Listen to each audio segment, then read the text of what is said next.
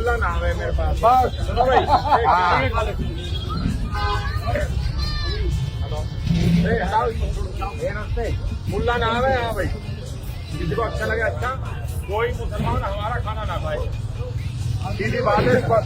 चलो हिंदू आए देंगे। ನಮಸ್ಕಾರ, ಕನ್ನಡ ಒನ್ ನ್ಯೂಸ್ಗೆ ಸ್ವಾಗತ. ನಾನು ನಿಶ್ಮಾ ಇರ್ಷಾದ್.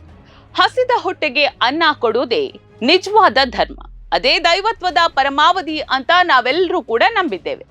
ಆದ್ರೆ ಉತ್ತರ ಪ್ರದೇಶದ ಗಾಜಿಯಾಬಾದ್ನಲ್ಲಿ ನಡೆದ ಈ ದೃಶ್ಯ ನೋಡಿದ್ರೆ ನಾವು ನಂಬಿ ಬಂದ ಸಂಸ್ಕೃತಿ ಇದೇನಾ ಅಂತ ಅನಿಸದೇ ಇರೋದಿಲ್ಲ. ಸಾರ್ವಜನಿಕವಾಗಿ ಊಟ ಹಾಕುವಾಗ ಸಾಲಿನಲ್ಲಿ ನಿಂತಿದ್ದ ಒಬ್ಬ ವ್ಯಕ್ತಿ ಮುಸ್ಲಿಂ ಅಂತ ತಿಳಿದ ತಕ್ಷಣ ಆತನ ಕೈಯಲ್ಲಿದ್ದ ಊಟದ ತಟ್ಟೆಯನ್ನೇ ಕಸಿದುಕೊಂಡ ಈ ಘಟನೆ ಇದೆಯಲ್ಲ, ಇದು ಕೇವಲ ಒಬ್ಬ ವ್ಯಕ್ತಿಗೆ ಮಾಡಿದ ಅವಮಾನ ಅಲ್ಲ, ಇಡೀ ಮಾನವ ಕುಲಕ್ಕೆ ಮಾಡಿದ ಅವಮಾನ. ಹಿಂದೂ ರಕ್ಷಾ ದಳದ ಅಧ್ಯಕ್ಷ ಅಂತ ಕರೆಸಿಕೊಳ್ಳುವ ಪಿಂಕಿ ಚೌಧರಿ ಎಂಬ ಈ ವ್ಯಕ್ತಿ ಮಾಡಿದ್ದೇನ್ ಗೊತ್ತಾ? ಮುಲ್ಲಾಗಳಿಗೆ ಇಲ್ಲಿ ಅವಕಾಶ ಇಲ್ಲ, ಮುಸ್ಲಿಮರು ನಮ್ಮ ಅನ್ನ ತಿನ್ನಬಾರದು ಅಂತ ಕಿರುಚಾಡಿ ಆ ಬಡವನ ಅನ್ನವನ್ನ ಕಿತ್ತುಕೊಂಡಿದ್ದಾನೆ. ಅಯ್ಯೋ ಮಹಾಶಯರೇ, ಅನ್ನಕ್ಕೆ ಧರ್ಮ ಇರ್ತದ? ಹಸಿವಿಗೆ ಜಾತಿ ಇರ್ತದ? ನಿಮ್ಮ ಸಂಘಟನೆಯ ಹೆಸರಿನಲ್ಲಿ ರಕ್ಷಾ ಅಂತ ಇದೆಯಲ್ಲ, ಆದ್ರೆ ಒಬ್ಬ ಬಡವನ ಹಸಿವಿನಿಂದ ನೀವು ಧರ್ಮವನ್ನ ರಕ್ಷಿಸ್ತಿದ್ದೀರಾ ಅಥವಾ ನಿಮ್ಮ ಅಹಂಕಾರವನ್ನ ಪ್ರದರ್ಶಿಸ್ತಾ ಇದ್ದೀರಾ? ನಮ್ಮ ಶರಣರು ಅವತ್ತೇ ಹೇಳಿದ್ದಾರೆ, ದಯೆ ಇಲ್ಲದ ಧರ್ಮ ಯಾವುದಯ್ಯ, ದಯೆಯೇ ಧರ್ಮದ ಮೂಲವಯ್ಯ ಅಂತ. ಈ ಪಿಂಕಿ ಚೌಧರಿ ಅಂತವರಿಗೆ ಈ ವಚನ ಅರ್ಥವಾಗೋದಕ್ಕೆ ಸಾಧ್ಯವೇ ಇಲ್ಲ ಬಿಡಿ. ಯಾಕಂದ್ರೆ ಅವರ ಧರ್ಮ ಇರೋದೇ ದ್ವೇಷದಲ್ಲಿ, ದಯೆಯಲ್ಲ.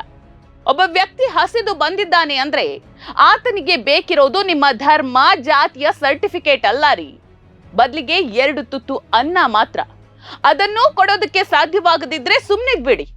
ಆದ್ರೆ ಕೈಯಲ್ಲಿದ್ದ ತಟ್ಟೆಯನ್ನ ಕಿತ್ಕೊಳ್ಳೋದು ಯಾವ ಸೀಮೆ ಸಂಸ್ಕೃತಿ ರೀ ನಿಮ್ದು? ಅತಿಥಿ ದೇವೋಭವ ಅಂತ ಜಗತ್ತಿಗೆ ಪಾಠ ಹೇಳಿಕೊಟ್ಟ ದೇಶ ನಮ್ಮದು. ಸರ್ವ ಜನ ಸುಖಿನೋ ಭವಂತು ಅಂತ ಪ್ರಾರ್ಥಿಸುವ ಧರ್ಮ ನಮ್ಮದು. ಉದಾತ್ತ ವಿಚಾರಗಳಿರುವ ಸನಾತನ ಧರ್ಮ ನಮ್ಮದು ಅಂತ ಹೇಳಿಕೊಂಡು ಓಡಾಡುತ್ತಲೇ ಅದೇ ಧರ್ಮದ ಹೆಸರಿನಲ್ಲಿ ಈ ರೀತಿ ಕಿಡಿಗೇಡಿತನ ಮಾಡುವುದು ಯಾವ ನ್ಯಾಯ?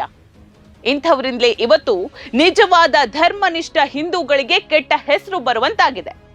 ಧರ್ಮ ರಕ್ಷಣೆ ಅಂದ್ರೆ ದ್ವೇಷ ಬಿತ್ತೋದಲ್ಲ ರೀ, ಪ್ರೀತಿಯಿಂದ ಎಲ್ಲರನ್ನ ಒಪ್ಪಿಕೊಳ್ಳೋದು ಎಂಬುದನ್ನ ಇವರು ಮರ್ತಂತಿದೆ. ಈ ವಿಡಿಯೋವನ್ನ ಒಮ್ಮೆ ನೋಡಿ. मुल्ला नाम है मेरे पास। बस सुनो भाई।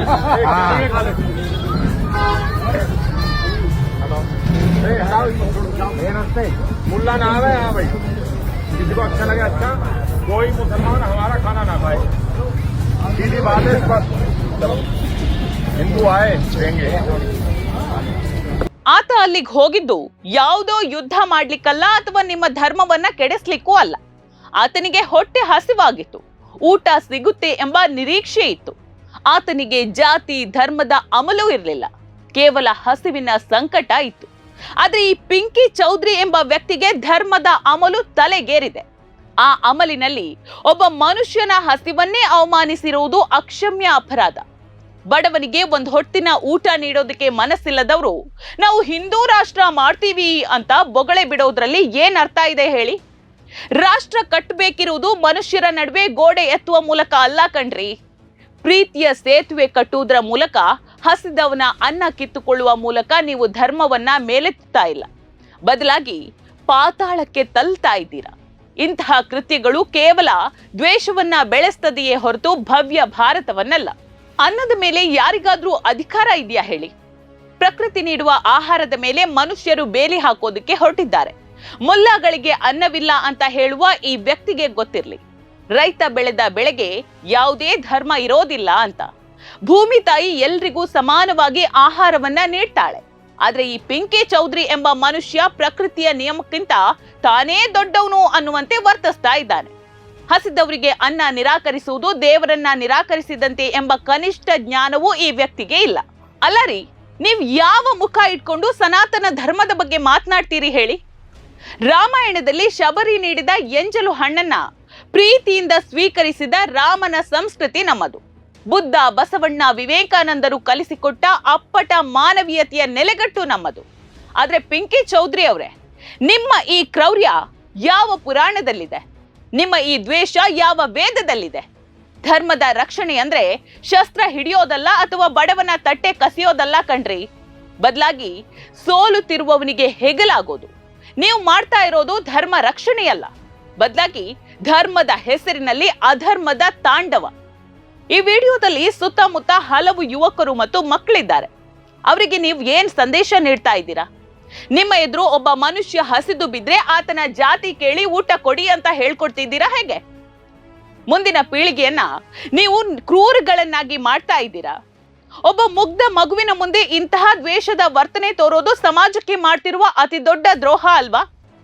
ಅನ್ನದಾನದಂತಹ ಪವಿತ್ರ ಜಾಗದಲ್ಲಿ ಇಂತಹ ಕೀಳು ಮಟ್ಟದ ರಾಜಕೀಯ ಮತ್ತು ಕೋಮು ದ್ವೇಷವನ್ನ ತರೋದು ಸಮಾಜವನ್ನ ವಿನಾಶದತ್ತ ಕೊಂಡೊಯ್ತದೆ. ನೆನ್ಪಿರ್ಲಿ, ಜಗತ್ತಿನಲ್ಲಿ ಎಲ್ಲರಿಗೂ ಸಮಾನವಾಗಿರುವ ಏಕೈಕ ವಿಷಯ ಅಂತ ಹೇಳಿದ್ರೆ ಅದು ಹಸಿವು. ಶ್ರೀಮಂತನಾಗಿರ್ಲಿ, ಬಡವನಾಗಿರ್ಲಿ, ಹಿಂದುವಾಗಿರ್ಲಿ ಅಥವಾ ಮುಸ್ಲಿಮನೇ ಆಗಿರ್ಲಿ, ಮನುಷ್ಯನಿಗೆ ಹಸಿವಿನ ನೋವು ಒಂದೇ ರೀತಿ ಆಗಿರ್ತದೆ. ಆ ನೋವನ್ನ ಅರ್ಥ ಮಾಡಿಕೊಳ್ಳುವವನೇ ನಿಜವಾದ ಮನುಷ್ಯ. ಅದನ್ನ ಅರ್ಥ ಮಾಡಿಕೊಳ್ಳದವನು ಮನುಷ್ಯನೇ ಅಲ್ಲ. ಒಬ್ಬ ಬಡವ ಸಾಲಿನಲ್ಲಿ ನಿಂತಿದ್ದಾನೆ ಅಂತ ಹೇಳಿದ್ರೆ ಆತನ ಅಸಹಾಯಕತೆ ಎಷ್ಟಿರಬಹುದು ಅಂತ ಯೋಚಿಸು. ಇಂತಹ ಅಸಹಾಯಕತೆಯನ್ನ ನೋಡಿ ಮರುಗುವ ಬದಲು ಆತನನ್ನ ಅವಮಾನಿಸಿ ಹೊರ ಹಾಕೋದು ರಾಕ್ಷಸಿಯ ಪ್ರವೃತ್ತಿ ಅಲ್ವಾ? ಇಂತಹ ರಾಕ್ಷಸ ಗುಣದವರು ಧರ್ಮದ ಪ್ರತಿನಿಧಿಗಳಾಗೋದಕ್ಕೆ ಸಾಧ್ಯವೇ ಇಲ್ಲ ಬಿಡಿ. ಇಂತಹ ಪ್ರಚೋದನಕಾರಿ ಮತ್ತು ತಾರತಮ್ಯದ ವರ್ತನೆ ಮಾಡುವವರ ಮೇಲೆ ಕಾನೂನು ಕ್ರಮ ಆಗಲೇಬೇಕು. ಸಾರ್ವಜನಿಕವಾಗಿ ಒಬ್ಬ ವ್ಯಕ್ತಿಯನ್ನ ಆತನ ಧರ್ಮದ ಆಧಾರದ ಮೇಲೆ ಅವಮಾನಿಸೋದು ಕೇವಲ ಸಾಮಾಜಿಕ ತಪ್ಪು ಮಾತ್ರ ಅಲ್ಲ, ಅದು ಸಾಂವಿಧಾನಿಕ ವಿರೋಧಿ ಕೃತ್ಯ ಕೂಡ ಹೌದು. ನಾವೆಲ್ಲರೂ ಕೂಡ ಈ ಘಟನೆಯನ್ನ ಪಕ್ಷಾತೀತವಾಗಿ, ಧರ್ಮಾತೀತವಾಗಿ ಖಂಡಿಸಲೇಬೇಕಿದೆ. ಯಾಕಂತ ಹೇಳಿದ್ರೆ ಇಂದು ಆ ಮುಸ್ಲಿಂ ಬಡವನ ತಟ್ಟೆ ಕಸಿದುಕೊಂಡವರು ನಾಳೆ ತಮ್ಮ ಸಿದ್ಧಾಂತವನ್ನ ಒಪ್ಪದ ನಿಮ್ಮ ತಟ್ಟೆಯನ್ನೂ ಕಸಿದುಕೊಳ್ಳಬಹುದು. ಕೊನೆಯದಾಗಿ ಈ ವಿಡಿಯೋ ನೋಡಿ ಸಂಭ್ರಮಿಸುವವರಿಗೆ ಒಂದು ಮಾತನ್ನ ಹೇಳ್ತೀನಿ.